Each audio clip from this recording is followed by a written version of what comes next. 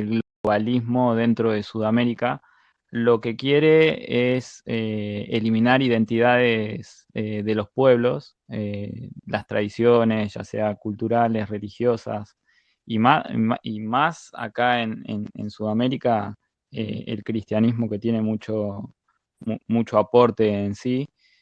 Creo que las izquierdas de Sudamérica eh, le hacen el juego justamente a las grandes potencias o a grandes tipos con dinero. Eh, y acá vos habías remarcado al principio el tema de los mapuches acá, y es un buen reflejo con lo que está pasando allá en Ecuador.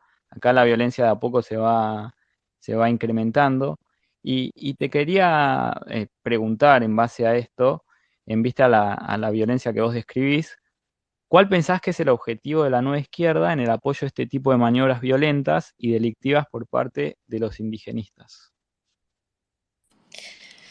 Bueno, ciertamente hay que ver esa transición, ¿no? De la vieja izquierda a la nueva izquierda. De hecho, en las venas abiertas de Latinoamérica de Galeano, él ya denunciaba este fenómeno, como la agenda del aborto era control de población. Pero vemos justamente que en esta transición de la vieja a la nueva izquierda ya deja de ser el obrero su foco, ¿no? Pasa a ser el planeta. Entonces, de hecho, me voy a acordar el nombre del economista, se llama Robert, ya me voy a acordar que él justamente es el que hace esta transición en lo económico a ver, ya me voy a acordar de cómo salió en un artículo. De hecho, él tiene un artículo que se llama Mises tenía razón, que habla, o sea, digamos, le da la razón en el plano económico, y ahí es donde asume que el problema ya no es se llama Robert Heilbronner, Heil B larga Roner, y él confiesa en 1990, Mises tenía razón. Esto de hecho aparece en la página de Mises, que rescatan esta figura, lo recomiendo muchísimo, que les va a ayudar a entender esta transición de la vieja a la nueva izquierda, y de cómo pasa de ser el sujeto a rescatar ya no el obrero, sino el planeta. Y ahí es donde nacen los famosos sandías, que son verdes por fuera y rojos por dentro. O sea, ostentan ser ambientalistas y por dentro lo que son es unos comunistas. No quieren que el planeta esté mejor, lo que quieren son políticas de control. Porque si estudiamos lo que ha sido el comunismo históricamente, vemos que es lo más devastador para el planeta. Precisamente como nada produce y solo consume, tiene una naturaleza devastadora. Basta con ver el mar Aral. El mar Aral es un mar entero, que en realidad era un lago muy amplio, que fue secado por la Unión Soviética. Hasta hoy hay buques varados en el desierto porque ya no hay mar. Hay un lugar que se llama la Puerta al Infierno, que es un incendio que lleva medio siglo encendido porque los socialistas explotaron gas en el tiempo de la Unión Soviética y encendieron un incendio que hasta ahora no han podido apagar. Entonces, incluso imagínense cuánta energía hay desperdiciada ahí, no hay una combustión continua. Entonces, causaron daño en el aire, en el agua, en la tierra e incluso bajo tierra.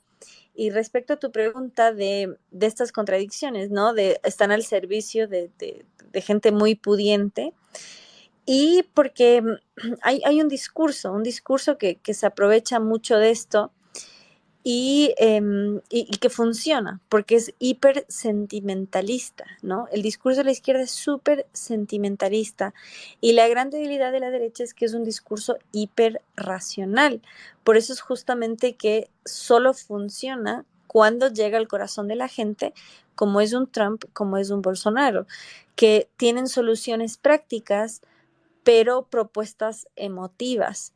Entonces, la gran debilidad de la izquierda es esa, que es hiperemocional, entonces no tiene soluciones reales, y la gran debilidad de la derecha es su desconexión con las realidades de la gente. Y es importante la autocrítica en ese sentido.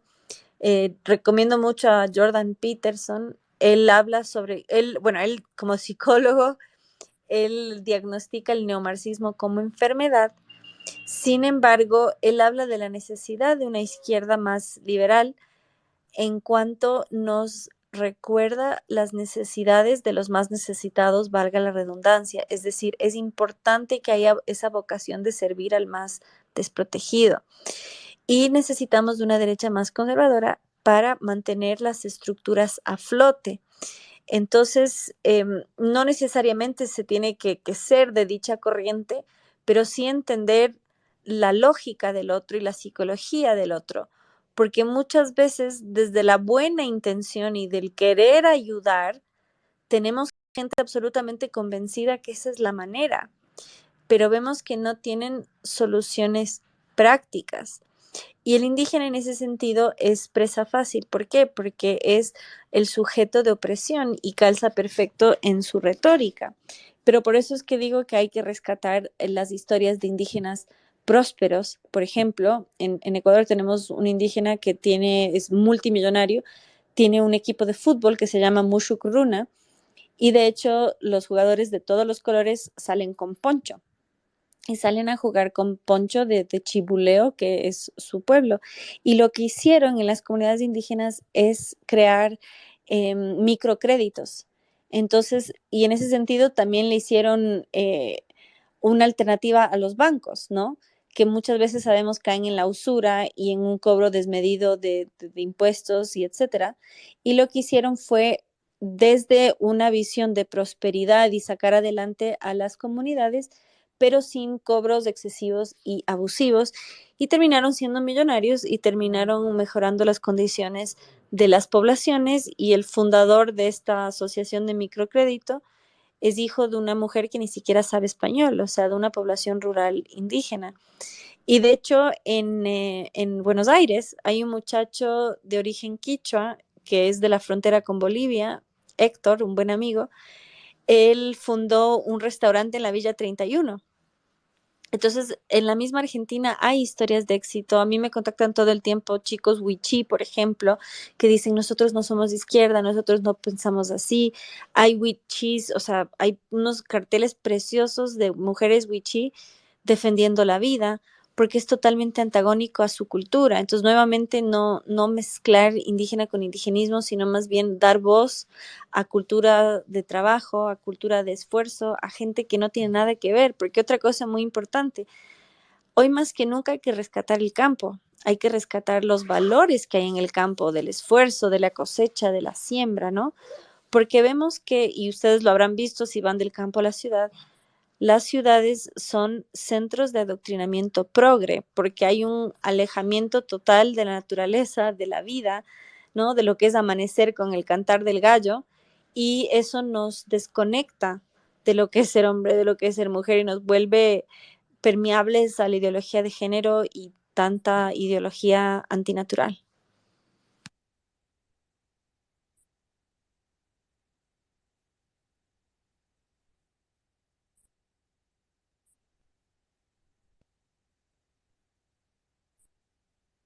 Sí, es muy bueno eso que resaltas, Mamela, porque, a ver, es como decías también del progresismo, ¿no? Que es lo más antagónico al progreso. Y eso es algo que obviamente desde este sector venimos remarcando muchísimo y lo vienen remarcando muchísimos otros exponentes. Y es algo muy importante, ¿por qué? Porque te das cuenta que en realidad los que menos, o bueno, los que peor representan a esos sectores que dicen representar son ellos. Es decir, la izquierda al final termina siendo eh, el abogado que termina diciendo que va a defender a su cliente, pero en realidad termina sacando todo. O sea, realmente uno se da cuenta que son lo peor, son lo peor, porque realmente a las poblaciones que podrían integrar a la vida nacional y que realmente tendrían que tener oportunidad de integrarse, es decir, en el caso de Argentina, que todos sean argentinos, no importa cuál es su origen étnico, no, la verdad que no interesa. Lo que importa es lo que uno pueda proyectar a futuro como Argentina, como prosperidad, como idea de una nación fuerte.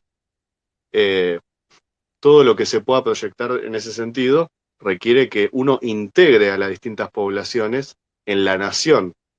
No esta idea trasnochada que lamentablemente ya se aplicó en Bolivia con la Constitución de Evo Morales, que es la idea de lo plurinacional. Y esa idea realmente para mí es todo lo contrario de progreso, es arcaica, porque es pensar a la nación como la etnia. Y en realidad eso es una idea totalmente arcaica, no es moderna, no es nueva. O sea, por lo menos de avanzada no tiene nada para mí. Y justamente sobre ese aspecto quería preguntarte, ahora que estamos en este tema del indigenismo, ¿qué rol juega para vos el plurinacionalismo?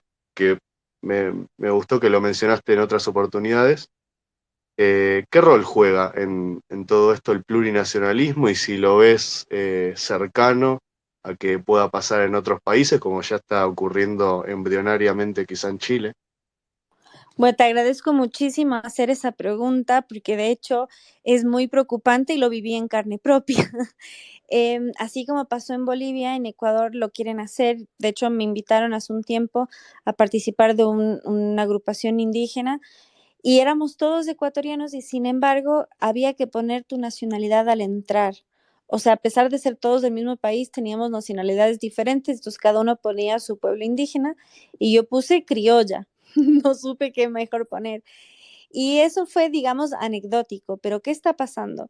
Ahora en lo que les digo, que hubo estos 18 días de insurrección, que paralizaron carreteras, que prendieron fuego taxis, o sea, si alguien se atrevía a trabajar, les acuchillaban las ruedas, bajaban pasajeros de los bondis a palazos y en las florícolas, digamos, donde se siembra cosecha flores, había advertencias escritas con firma, sello, rúbrica, todo, que decía que si se atrevían a trabajar, les iban a aplicar justicia panzaleo. Panzaleo es un pueblo indígena quichua al cual pertenece el líder de esta revolución, del que aclama comunismo indoamericano o barbarie, que curiosamente su apellido es Isa, IZA, que es apellido vasco.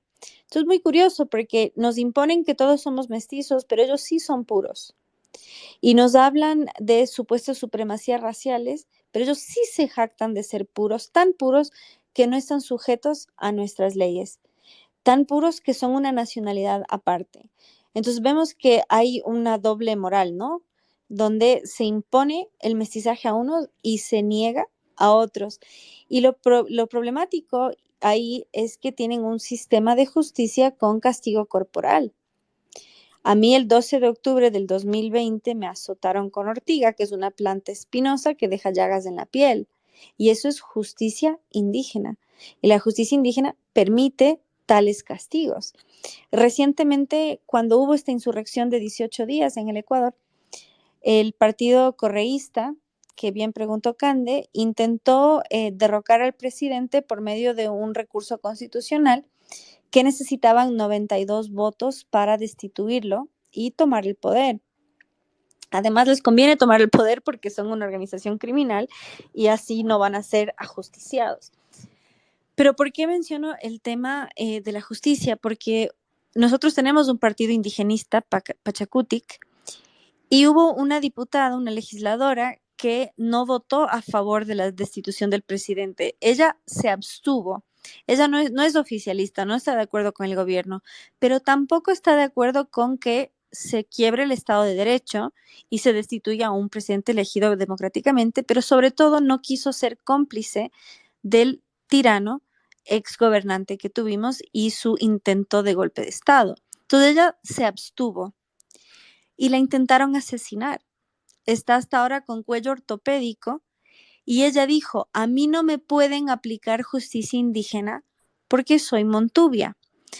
Eso es otra denominación étnica que tenemos solo en Ecuador que aplica a un grado de mestizaje dentro de nuestra zona costeña Y dentro de la costa son, que ni siquiera es tanto una cuestión étnica, sino más bien social, son las personas de la costa que trabajan en el campo, son más bien rurales.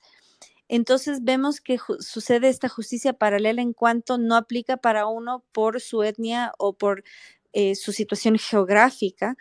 Y ella reclamó eso, o sea, a mí no me pueden aplicar esto. Entonces demostró todas las amenazas que recibieron los legisladores, incluso propuestas de dinero de hasta $500,000. Y el líder de la bancada indigenista, él dijo, yo iba a votar a favor de la destitución y sin embargo amenazaron a sus hijos y sus nietos. Entonces vemos que opera justicia paralela con estas excepciones, ¿no? O sea, con estas amenazas, castigos físicos e incluso el peligro de muerte contra una legisladora. Entonces, ¿de qué igualdad podemos hablar si ni siquiera hay igualdad ante la ley? ¿Qué justicia puede haber si hay justicia paralela? Entonces, realmente es un llamado de atención fuerte porque ¿cómo puede ser que se le niegue a alguien un derecho constitucional como es el libre tránsito, como es el trabajar, si no adhieren a estas paralizaciones, a estos piquetes, como llaman en Argentina, corren en riesgo su vida, su propiedad y, por supuesto, su libertad? Y ahora hablando de intereses puros, más allá de los objetivos que describiste, ¿a quién pensás que benefician este tipo de divisiones que fogonea la izquierda en las distintas naciones? Bueno, es una excelente pregunta. Así como en la Guerra Fría teníamos la dicotomía capitalismo-comunismo, vemos que así como cambió la vieja izquierda, la nueva izquierda cambió también la guerra. Hoy el globalismo vendría a ser, como su nombre lo indica, ¿no? Este internacionalismo. Y a quienes se enfrentan es a los soberanistas. Entonces, ¿cómo puedes hablar de soberanía nacional si tienes estas intentonas de plurinacionalidad? O sea, si no hay cohesión en la nación, no hay defensa ante el globalismo. Entonces, lo que se busca es lo que en Chile llamaron guerra molecular. Estas guerras moleculares lo que hacen es conflictos sociales esparcidos, no hay un solo núcleo, sino que están esparcidas, y el interés es el caos, ¿no? El caos por el caos que se vio en octubre del 2019. Vemos, por ejemplo, que es similar a lo que pasa ahora en Argentina, que sube el dólar y no hay protestas, ¿no? Pero sí, cuando el dólar estaba a 19 hubo caos.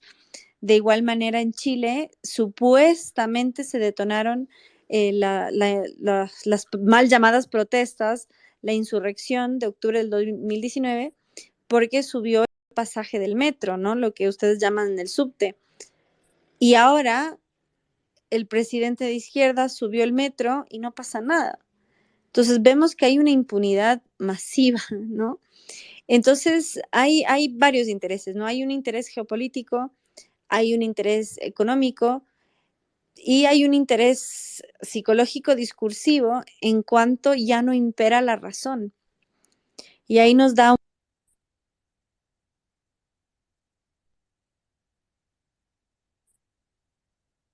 quién sea la guerra. Lo que importa es que nunca termine. Y ese era el propósito del protagonista de esta obra. Él tenía que reescribir la historia todos los días. Entonces no buscan la paz social, buscan la discordia, y la interseccionalidad del neomarxismo logra que no haya pacificación. ¿Por qué? Porque si enfrentas al hombre con la mujer, al indígena con el blanco, a Europa con América y sobre todo al Padre Celestial con la Madre Terrenal, entonces no hay paz social, porque uno no elige ser hombre o mujer, por más que digan que sí ahora. Uno no elige su etnia ni dónde nació, ¿no? Entonces es una guerra que no tiene solución desde su óptica, porque lo que buscan es la guerra perpetua.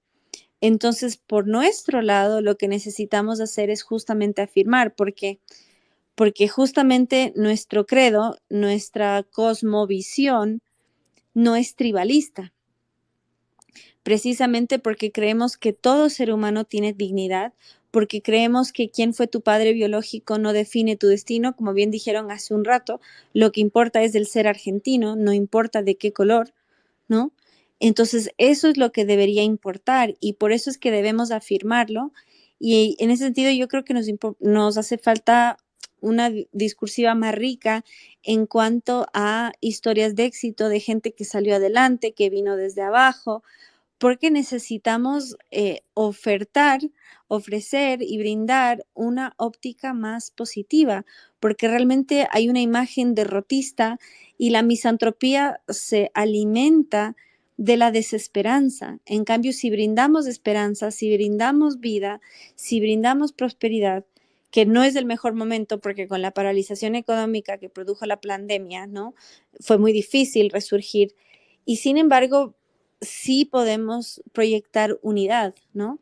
Y que justamente el bienestar no se limita solamente a lo material, que la libertad tiene un valor tan, digamos, inconmensurable, ¿no? Entonces, es un trabajo a contramarcha, pero que vale la pena precisamente porque somos el verdadero progreso, porque fuimos alguna vez del fin de la barbarie, porque somos descendientes de los indígenas y los españoles que lucharon codo a codo, o bien en Argentina, que tienen ascendentes más cercanos del viejo continente, son descendientes de gente que vino a buscar mejores condiciones de vida, son gente que escapó de la guerra.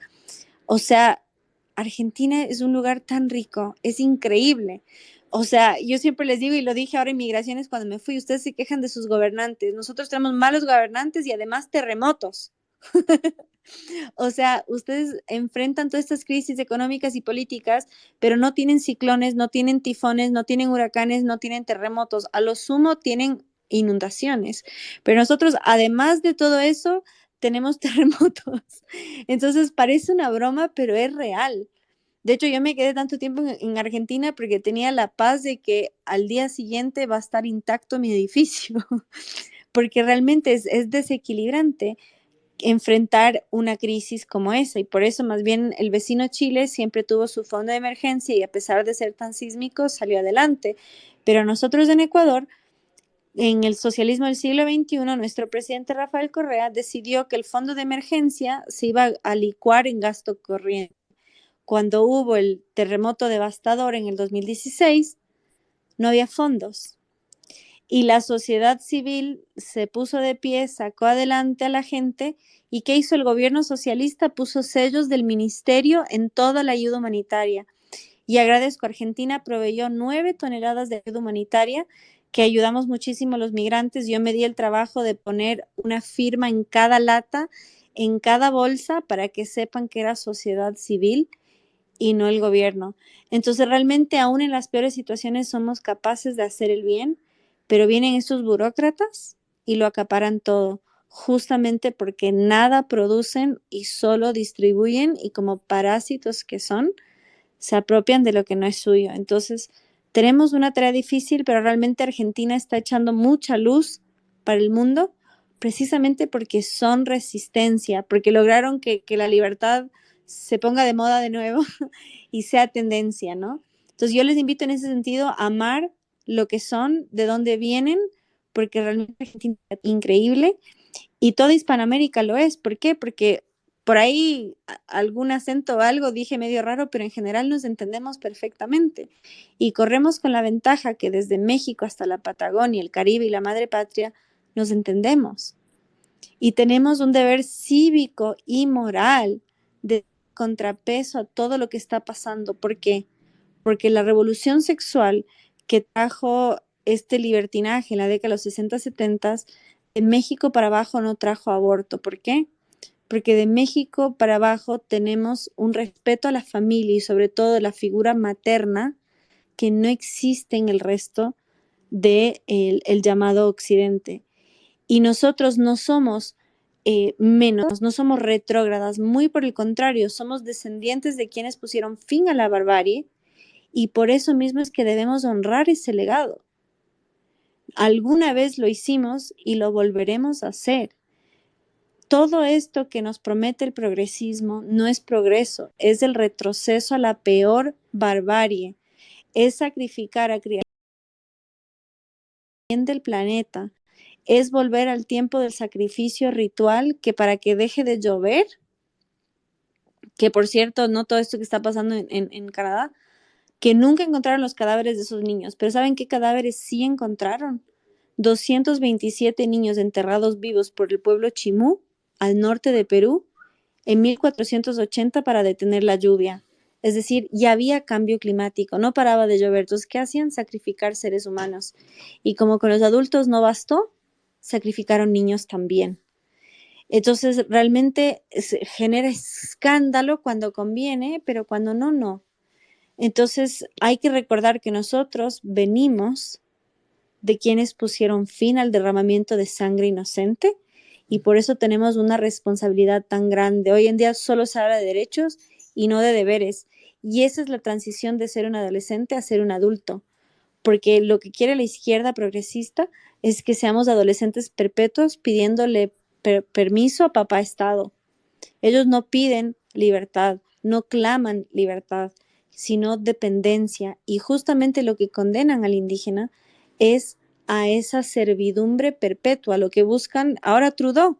Toda esta parafernalia, toda esta mentira de los supuestos niños que aparecieron muertos en un colegio religioso, absolutamente falso. Ese colegio en Kamloops fue creado por pedido del jefe de la tribu que invitó a la iglesia y justamente es todo lo contrario a lo que alegan, cuando en realidad los sacrificios de niños se hacían acá con total impunidad.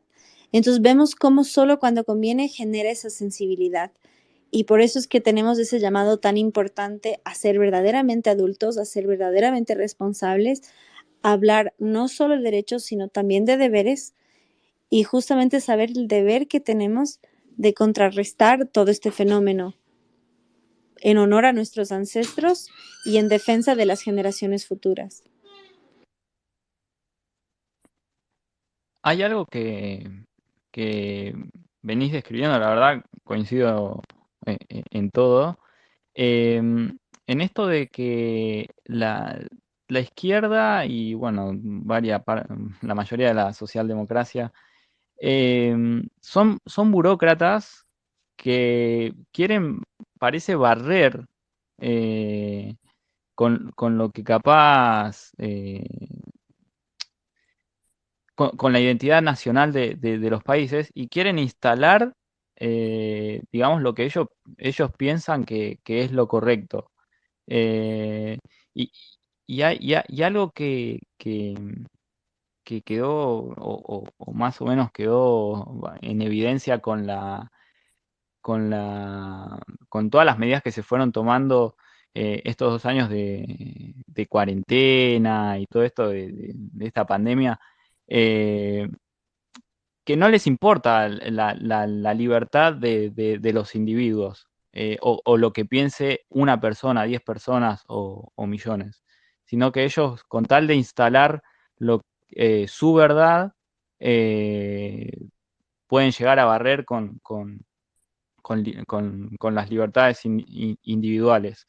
Y la izquierda, creo que históricamente fue, fue comportándose de esa manera. Sí, casi siempre fueron totalitarios y creo que después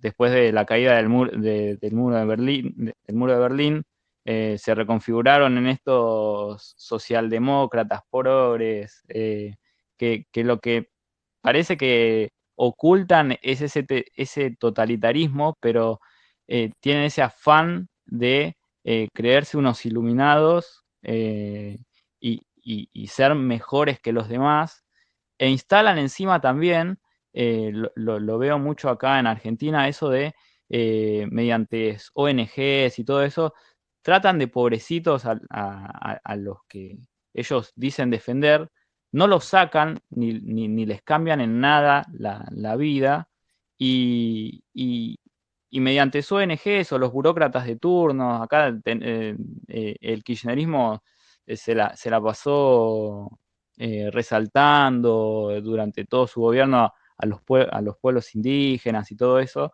pero siempre como dándole dádivas. Hasta ahí, y después en lo económico en general, nunca les dio un abanico de opciones para poder progresar en sus regiones. Y creo que la izquierda se aprovecha de todas esas necesidades y lo usa políticamente. Después no le interesa si mejora su calidad de vida la gente. Y acá te quiero hacer una pregunta, teniendo en cuenta que el discurso del socialismo del siglo XXI se postula como antiimperialista y antihegemonía. La realidad es que muestra encima en sus resultados países devastados. Y luego de esta reconversión del Foro de San Pablo al Grupo de Puebla, se ve claramente una vertiente que resalta más el discurso progre. ¿Vos encontrás una coincidencia entre los intereses del socialismo del siglo XXI y los intereses de la agenda globalista? Sí, absolutamente van de la mano y por eso justo destaqué que el Grupo de Puebla es hoy sede también de la Internacional Progresista y merece mucha, no tanto visibilidad, sino tenerlo en la mira, precisamente porque no son tan activos, no tienen plataforma tan grande, pero o sea, está bueno ver su agenda, porque los postulados son clarísimos. Y es importante porque incluso causan rechazo entre muchos marxistas ortodoxos. Y como bien señalas, no buscan la prosperidad ni el bienestar de esas comunidades, sino lo que en inglés se llama políticas de plantación. Y tiene este término precisamente considerando la situación de los esclavos negros en Estados Unidos y que hoy el voto negro es voto cautivo. Más del 90% de los negros votan por el Partido Demócrata. PragerU hace una semana más o menos hizo una investigación. En la calle preguntaban a gente negra al azar, dice, ¿usted sabe qué partido puso fin a la esclavitud? Y dicen, el demócrata. No, el republicano. ¿Y usted sabe qué partido le dio el voto a la población negra? Y dicen, demócrata. No, republicano. Y no tienen idea que el Ku Klux Klan fue creado por el Partido Demócrata, ¿no? Entonces, ¿cómo Eso puede lo ser? omiten todo el tiempo encima. Sí, sí, absolutamente. Y ahí no me canso de recomendar y ojalá sea eterno, porque ya tiene más de 90 años Thomas Sowell. Thomas Sowell deja en claro cómo las políticas de supuesta discriminación positiva causaron más daño a la familia negra que incluso las políticas de segregación. Porque, y ojo, que no lo saquen de contexto, esto no es una defensa de él, de estas políticas de segregación, sino muy por el contrario muestra cómo a pesar de las políticas públicas había unidad en la familia. Pero lo que hicieron las políticas públicas en nombre de la supuesta discriminación positiva fue fragmentar a la familia. Hoy por hoy hay incentivo, y eso pasa en Argentina, pasa en Ecuador y pasa en Estados Unidos, hay incentivos para ser madre soltera. De hecho, te conviene no casarte porque así te dan un bono más, así te dan un subsidio más. Entonces, te quieren acusar de no tener sensibilidad social por estar en contra de esas políticas, pero no ven que la verdadera insensibilidad es la destrucción de la familia y reemplazar a la familia por el Estado, sobre todo al padre proveedor. Entonces vemos que confluyen todas estas ideologías, por supuesto, el feminismo que destruye la figura paterna termina convirtiendo al Estado en su propio patriarcado y vemos cómo esto afecta sobre todo a las dichosas minorías étnicas. De hecho, lo que buscan es puro y duro dependencia estatal. Y esto aplica no solo en el caso americano, de hecho en Nueva Zelanda, por ejemplo, aplican el mismo tipo de políticas a las poblaciones aborígenes y lo que lograron fue aumentar el índice de alcoholismo. Y esto afecta sobre todo a los varones, hay que considerar que digan lo que digan los ideólogos, el hombre y la mujer somos distintos y también lo son nuestras mentes. El hombre tiene un sentido de propósito mucho más claro, digamos, su mente es en función de objetivos. Entonces uno le quita al varón su sentido de objetivo, de propósito, y le quita su esencia. Si el hombre ya no es proveedor y en las zonas rurales ya no es cazador, ya no es el sustento de su hogar, termina en una depresión brutal. Entonces vemos que más bien en países como Estados Unidos, Canadá, Nueva Zelanda, países de la anglosfera, donde se subsana a las comunidades indígenas con subsidios, terminan con enormes índices de desempleo, de alcoholismo y profunda dependencia estatal. Entonces generan un ciclo vicioso en el cual necesitan del Estado para sobrevivir y no pueden salir adelante si no es por ese medio. Entonces termina convirtiéndose en un oroburo, esta serpiente que se muerde su propia cola.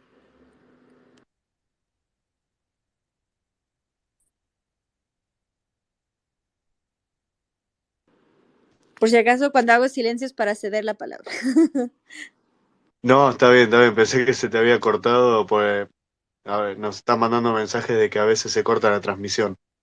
Eh, Mamela, mira, ahora que vamos hablando, profundizando sobre las políticas de este socialismo del siglo XXI en consonancia con la agenda globalista, que obviamente tiene un profundo objetivo de ingeniería social y de obviamente no respetar la naturaleza, eso es algo que vos muy bien marcaste y que concuerdo plenamente. ¿Notás en esta época, ¿no? Estamos hablando de una época donde obviamente se implementaron todas estas medidas de control sanitario, medidas incluso antinaturales, medidas que han hecho todo esto que venís mencionando, ¿no? Enfrentamientos en el seno de las mismas familias de las distintas comunidades nacionales. Todo esto también fue potenciado por la tecnología. Y obviamente la tecnología fue uno de los dispositivos más comentados y más, digamos, reflexionados en torno a todas estas políticas de pandemia, etcétera. Y obviamente estamos hablando también muchas veces del auge de las Big Tech. Ahora bien, te pregunto, ¿notás quizá alguna relación respecto de este auge de las Big Tech? Obviamente respecto a la agenda globalista no hay ninguna duda, pero ¿se puede conectar de alguna manera con las aspiraciones de la izquierda en el continente? Sí, y gracias por destacarlo, porque como destacamos antes, estamos viviendo profundas contradicciones y hay que entender que la base argumentativa de la izquierda es la dialéctica de la contradicción de Hegel. Entonces, por un lado, nos promueven un neopaganismo de esta exaltación del mundo precristiano, sobre todo predesarrollado, pero a la vez pretenden utilizar la tecnología para lograr estos fines. Entonces, esto es parte de este juego psicológico que hay donde la mayor tecnología sirve para volver al mayor primitivismo. Y ciertamente lo que vivimos durante la pandemia, y ahí va a sonar un cliché, muy cliché, los más ricos se volvieron más ricos. ¿Por qué? Precisamente porque mediante la regulación estatal se prohibió que trabajen las pequeñas y medianas empresas, pero las grandes corporaciones, como Amazon, por ejemplo, se enriquecieron a expensas de qué, como nadie podía salir de su casa, entonces podían hacer entregas a domicilio. Entonces, hay claramente un auge del corporativismo, que creo que es un término que no lo estamos viendo lo suficiente. Entonces, por eso es tan importante ver cómo el ataque es sobre todo a la clase media. ¿Por qué? Porque la clase media quiebra la dicotomía entre pobres y ricos, ¿no? Burgueses y proletarios, porque es el emprendedor el que sale adelante, el que tiene una familia, por ejemplo. Entonces, es muy importante por eso hoy más que nunca rescatar la figura de la familia, porque sin la familia volvemos a la tribu. Y es precisamente a donde nos están llevando. Aprendimos sobre la revolución industrial, sobre la revolución comunista, tantas revoluciones que han habido, ¿no? Pero no hemos hablado lo suficiente de la cuarta revolución que se menciona, que es la revolución tribalista o naturalista, que es en la que estamos viviendo. Y las Big Tech sirven porque estamos ante esta revolución muy importante, por eso ser la contrarrevolución, porque la revolución es todo aquello que altera el orden natural. Entonces, en esta alteración del orden natural, vemos que la tecnología sirve para exacerbar ese desapego de lo natural. y en ese sentido sirve para propagar la información muy rápidamente. Entonces, paradójicamente, usan la tecnología para sembrar el primitivismo. Entonces, por ejemplo, tenemos un Bill Gates que ahora es el que más posee, digamos, la entidad privada con la mayor cantidad de terreno en los Estados Unidos, que nos está diciendo que consumamos menos carne, mientras que están haciendo cultivando eh, terreno para que pasten vacas, por ejemplo. De hecho, hubo una alerta y es muy interesante, bipartidista, perdón, para impedir que China compre terreno en Estados Unidos, precisamente porque están comprando terrenos cerca de bases militares. Entonces, muy interesante lo que está pasando. De hecho, hoy entró en vigor en Florida dos proyectos de ley para que China no pueda influir en la educación de Estados Unidos y también en empresas.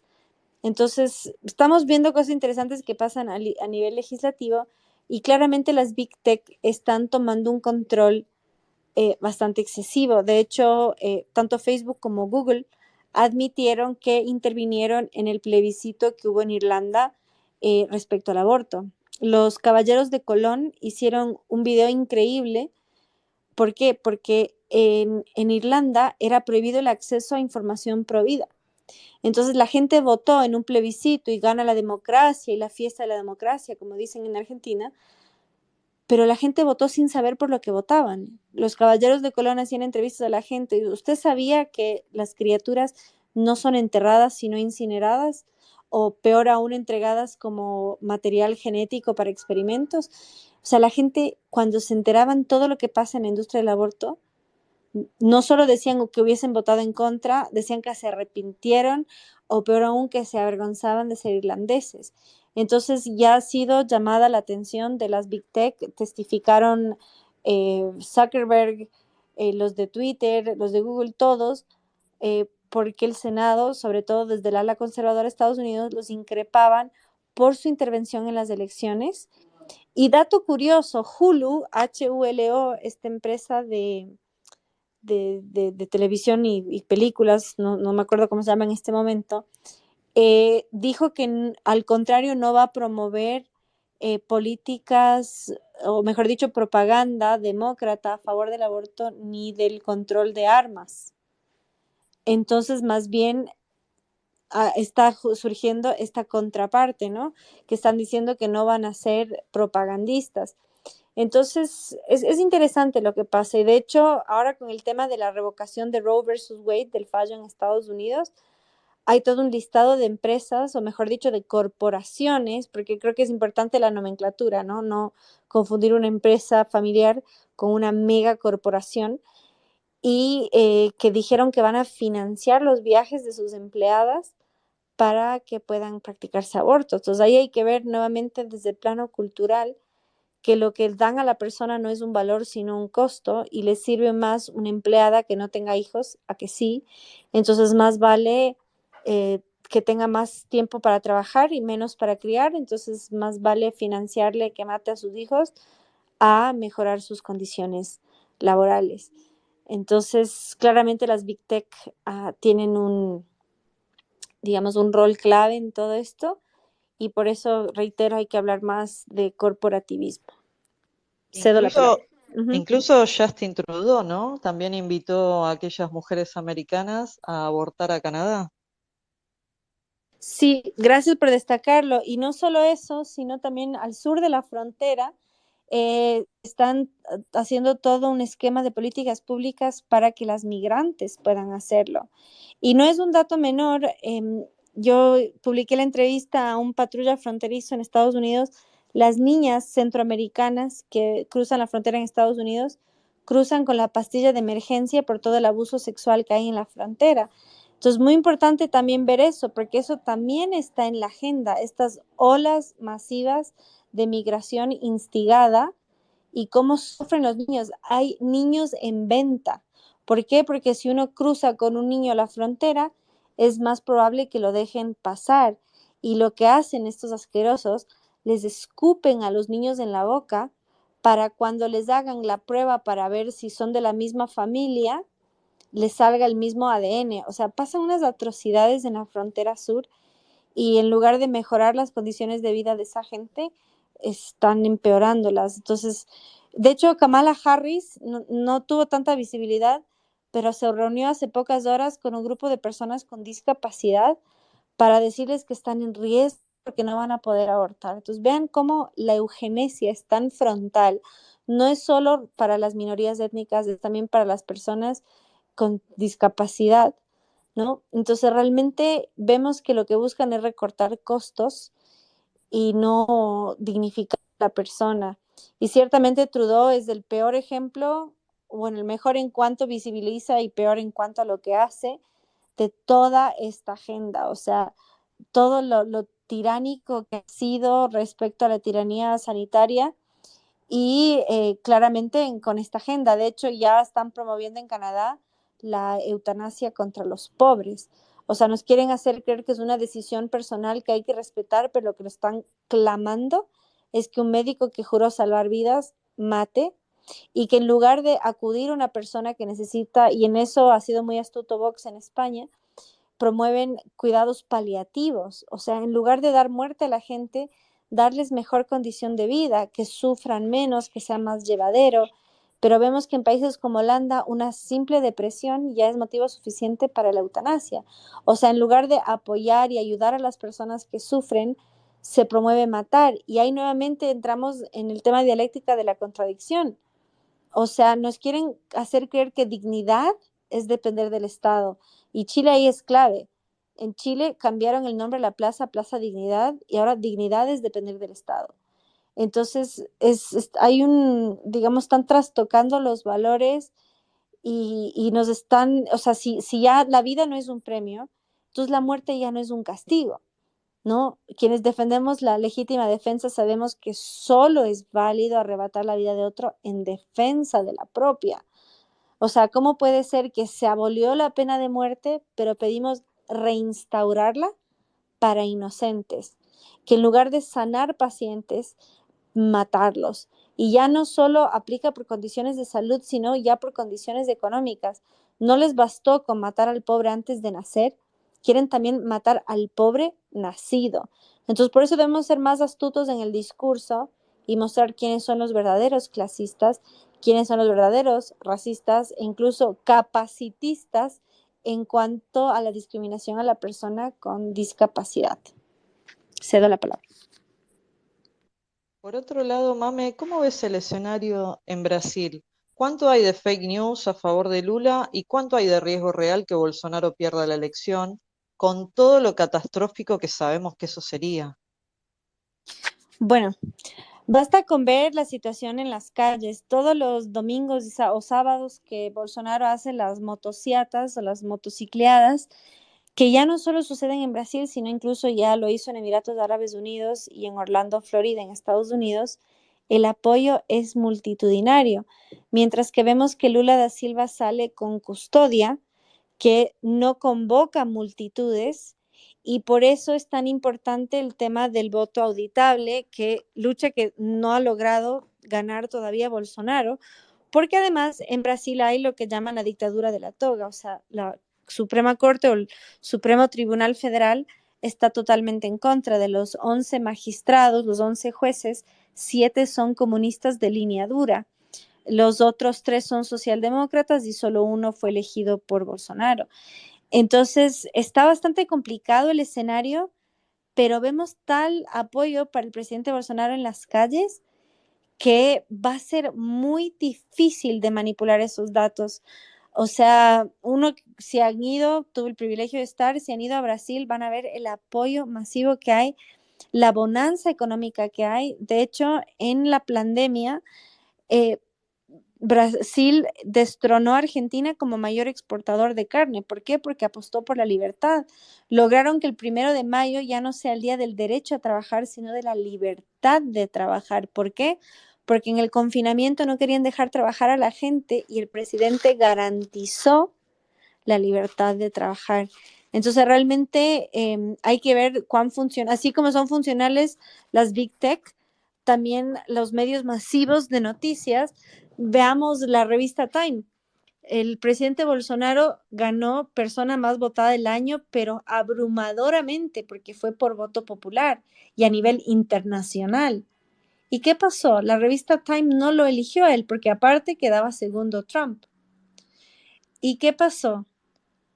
A Lula lo ponen en la tapa de la revista, haciéndole una publicidad enorme y cargada de fake news, entre otras cosas, diciendo que la economía estaba mal y que él iba a ser el héroe, cuando la realidad es que en plena pandemia, a pesar de toda la adversidad en el mundo, Brasil volvió a ser uno de los 10 países con economía más grande, rompió un récord histórico en el superávit, es decir, en la balanza comercial, fueron más los ingresos que los egresos. Es decir, Brasil no solo logró abastecer a su población, sino que además pudo exportar productos. Entonces, Brasil está gozando una bonanza económica histórica. Brasil fue el primer país en el continente que volvió a niveles prepandémicos en su Producto Bruto Interno, y realmente fue histórico. Mientras todos fuimos empobrecidos porque no podíamos trabajar, Brasil apostó por la libertad. Entonces, va a ser una tarea difícil que pierda si se hace éticamente, y por eso hay tanto ahínco en hacer el voto digital, para que, como en Estados Unidos, puedan alterar las cifras de los votos. Bueno, Bolsonaro se nota que es,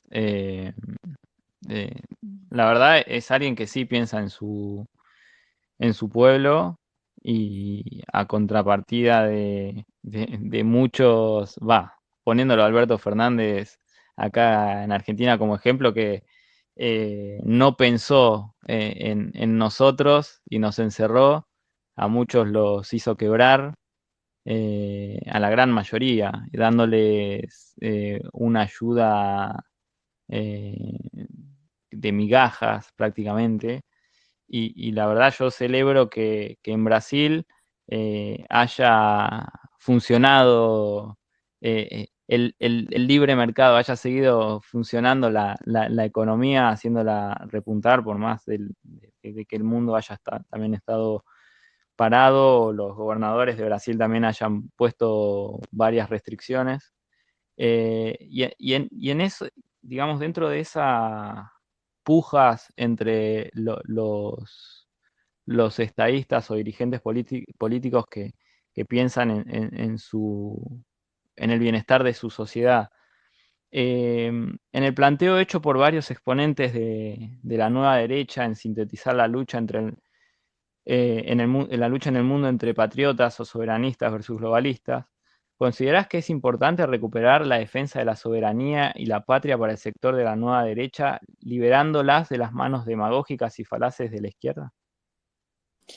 Sí, por un lado hay que defender la soberanía de las naciones, y por otro lado, o mejor dicho, en paralelo, hay que fortalecer la unidad regional desde lo cultural, aprovechando justamente nuestras semejanzas lingüísticas, culturales y etcétera. Entonces, no permitir que se vuelva en un aislacionismo, sino muy por el contrario, fortalecer la integración sin perder la autonomía, ¿no? No caer en el error de la Unión Europea, por ejemplo, que en nombre de la integración perdieron su soberanía nacional, pero sí respaldarnos en el otro, porque el vecino no es nuestro enemigo, ¿no es cierto?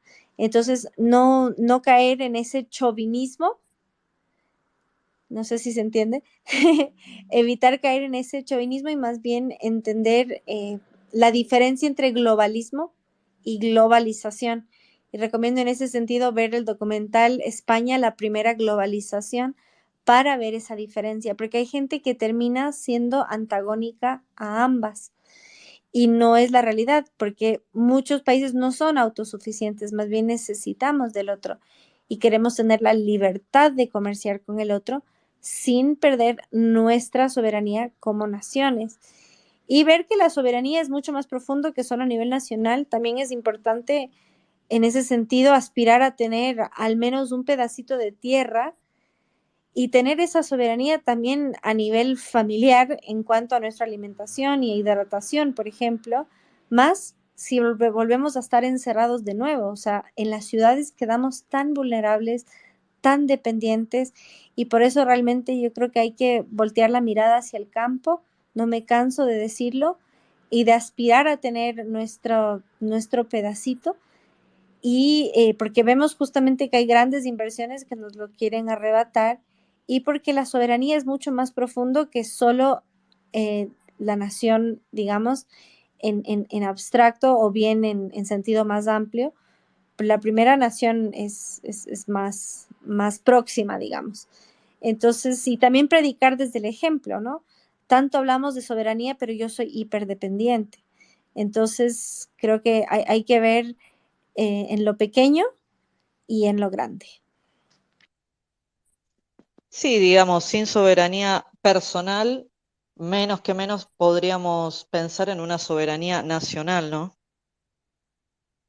Exacto, esa es la idea. Y también vemos, y sobre todo hemos visto durante la pandemia, que nos volvimos hiperdependientes, ¿no? Y también hay que ver, así como hablamos de las Big Tech y estas megacorporaciones, vemos que cada vez los productos vienen menos saludables y cómo se han aprovechado de la salud en esta situación y cómo las defensas son cada vez más bajas, etcétera, ¿no? Entonces, pensar en nuestra soberanía, en nuestro pequeño metro cuadrado, y trasladar ese ejemplo a la nación, e incentivar conductas más sanas también en nuestras naciones, porque vemos que se ha optado por un modelo de salud poco sostenible y hiperdependiente, sobre todo a las grandes farmacéuticas. Por otro lado, Mame, al comienzo del programa vos mencionabas cómo los globalistas y sus idiotas útiles fueron por la destrucción de nuestro espíritu, van por la destrucción de nuestra alma, y lo fuiste mencionando en partes durante todo el programa, cómo van por la destrucción de nuestra libertad, ¿no? Y por ejemplo, gracias a toda esta esquizofrenia que se armó con la pandemia, como vos mencionás, ahora también lo van a llevar más lejos. Luego de que fueron con la vacunación obligatoria, ahora me comentaron que, por ejemplo, en Austria, frente a que Europa va a tener una crisis energética y se viene próximamente en fríos muy crudos, están preparando como unos galpones en donde pretenden a aquellos que no puedan pagar la calefacción en sus casas, ofrecerles algún tipo de calor, digamos, ¿no? En Austria, por ejemplo, a estos galpones no van a poder acceder a aquellas personas que no estén vacunadas. Es un delirio, no, no tiene ningún sentido. Y por otro lado, ya vimos cómo en Canadá, cuando los camioneros se quejaban contra Trudeau por todas las medidas, las locuras que estaba llevando a cabo, también contra las personas no vacunadas, Trudeau le congeló las cuentas bancarias. Imaginemos por un segundo si Bolsonaro le hubiera hecho lo mismo a personas a manifestantes en contra de él, o si Trump hubiera hecho lo mismo contra manifestantes. ¿Cómo hubiera actuado toda la prensa internacional? Los hubieran demonizado todos los días, las 24 horas. Pero como bien dijiste vos, Mame, cuando alguien de la izquierda realiza algún acto completamente tiránico, nadie habla de eso. Y también ocurrió en Canadá que metieron preso un cura por permitir que personas no vacunadas vayan a la misa. Entonces, ¿qué opinás de lo próximo que se viene en cuanto a pérdida de libertades por parte de todos los globalistas? Sí, como bien señalas, la doble vara es impresionante. O sea, si se hubiese atrevido un líder a hacer algo semejante, sería imperdonable. Y ahí vemos justamente la diferencia en el grado de autoritarismo que hay. De hecho, en Australia de plano había campos de concentración, y vimos que cuando Djokovic heroicamente sufrió lo que sufrió por no estar pinchado, cuánta gente defendía y decía, es que la ley es la ley, pero lo que no vieron es que a él sí le admitieron el ingreso, a él le revocaron la visa. O sea, no es que él violó una ley, muy por el contrario, su ingreso fue autorizado, porque si uno tiene un certificado puede ingresar. Entonces vemos nuevamente esta arbitrariedad, es que no hay coherencia, no hay lógica, se tienen que contradecir constantemente, porque donde no hay lógica y evidencia, solo hay obediencia. Entonces no hay lógica alguna. ¿Por qué? Porque nos guiamos por el miedo. Y ciertamente el autoritarismo que se ha vivido es impresionante y deja un precedente jurídico atroz, porque no solo es lo que puede hacer el Estado, sino por el miedo, lo que la población civil está dispuesto a acatar e incluso obligar. O sea, acá, por ejemplo, hubo un caso de un señor que no le dejaron subir a un medio de transporte porque no tenía barbijo y la gente aplaudía porque era un irresponsable. Entonces, nuevamente hay que ver la histeria colectiva que se vive y ciertamente debe haber un despertar. Yo creo que, por ejemplo, acá mucha gente ya está rechazando el cuarto pinchazo. ¿Por qué? Porque les dio un episodio cardíaco con el primer refuerzo o con la segunda dosis, que en ese momento era la completa. Ahora mismo tenemos todo un piso lleno de una clínica privada de gente con cuarta dosis. ¿Por qué? Porque suprime el sistema de inmunidad, ¿no? Y de hecho esto lo alertó la EMA, que digamos es el organismo de médicos en Europa, que dijo que no iban a sugerir la cuarta dosis. ¿Por qué? Porque poner otra dosis en tan poco lapso iba a causar un impacto en el sistema inmunológico. Entonces es lo que estamos viendo, una inmunosupresión.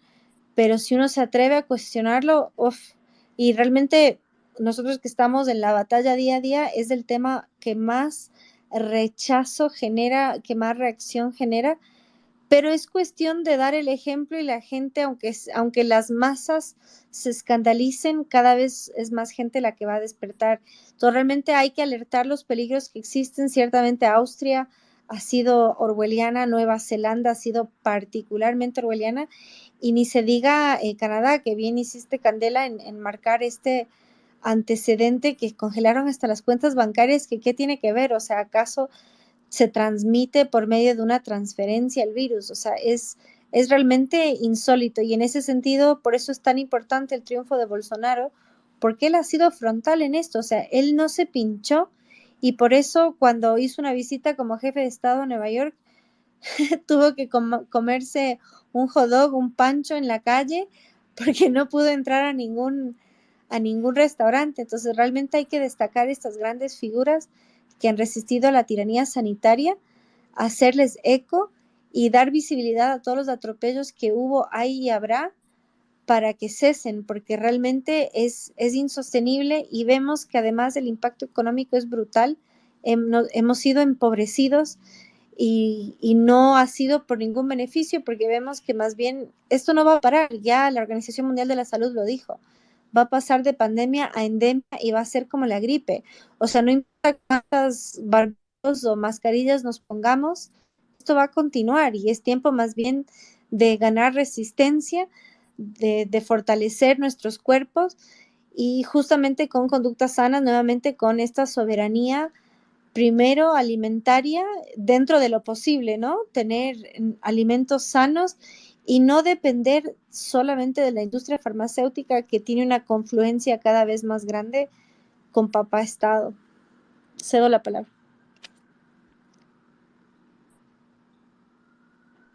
Bueno, Mamela, para finalizar, me parece que es muy importante destacar justamente esto último que señalaste, que es la cuestión de la soberanía personal, porque, y eso que menciona también Candela, porque la soberanía personal es, a fin de cuentas, lo que nos da la posibilidad de encarar un proyecto de soberanía nacional, y que concuerdo plenamente cuando dijiste que eso no debe ir en detrimento de poder hacer una integración regional, que de hecho somos promotores de una auténtica integración regional, que tenga que ver con la defensa principalmente de los valores y los principios que hemos siempre defendido, digamos, históricamente en Sudamérica, en Hispanoamérica completa, para hablar de toda la herencia hispánica.